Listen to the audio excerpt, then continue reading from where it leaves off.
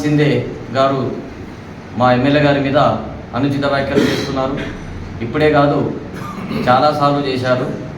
ఆయన 15 సంవత్సరాల్లో వాళ్ళ ప్రభుత్వంలో చేసిందేం లేదు.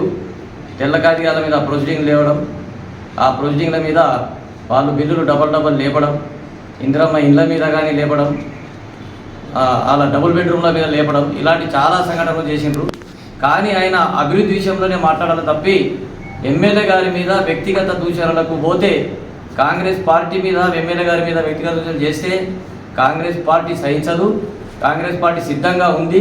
దానికి ఉదాహరణ మొన్న బుచ్చుకుందా మున్సిపాలిటీలో టీఆర్ఎస్ పార్టీ ఒక్క సీటన్నా ప్రాపర్లో గెలవడం లేదు. దానికి వాళ్ళకు సిగ్గు ఉండాలి. అసలు మా పార్టీ మీద కానీ మా ఎమ్మెల్యే గారి మీద మాట్లాడడానికి వాళ్ళకు చేసే పని ఉంటే, వాళ్ళు మా ప్రభుత్వం మీద విమర్శ చేస్తే, వాళ్ళు సక్రమంగా ఉంటే వాళ్ళకి ఏదో కౌన్సిలర్ రావడం జరుగుతుండే. ఈరోజు బిచ్చుకుందా మున్సిపాలిటీని కైవసం చేసుకున్నాం. మరియు గ్రామ పంచాయతీలో సర్పంచులు అందరూ మేము వ్యతిరేకంగా, మా పార్టీ వ్యతిరేకంగా ఏదన్నా మా పార్టీ పనిచేస్తే మాకు ఒక్క సర్పంచ్ కూడా గెలిచేట్టు కాదు. మొత్తం టోటల్గా సర్పంచ్లు గెలిచాం. బీఆర్ఎస్ 1, 2, 3 జాగాలు గెలవడం జరిగింది. కావున సిందే గారు మంచిగా ఆలోచించి, మీరు విద్యావంతులైనటువంటి వ్యక్తి, వ్యక్తిగత దూషణలు ఎప్పుడు పోవద్దు.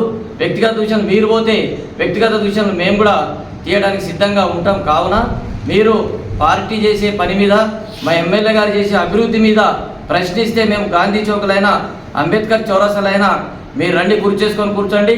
మేము కూడా కూర్చొని కూర్చుంటాం. రండి, మీ కార్యకర్తలు తీసుకొని మేము మాట్లాడడానికి సిద్ధంగా ఉన్నాం.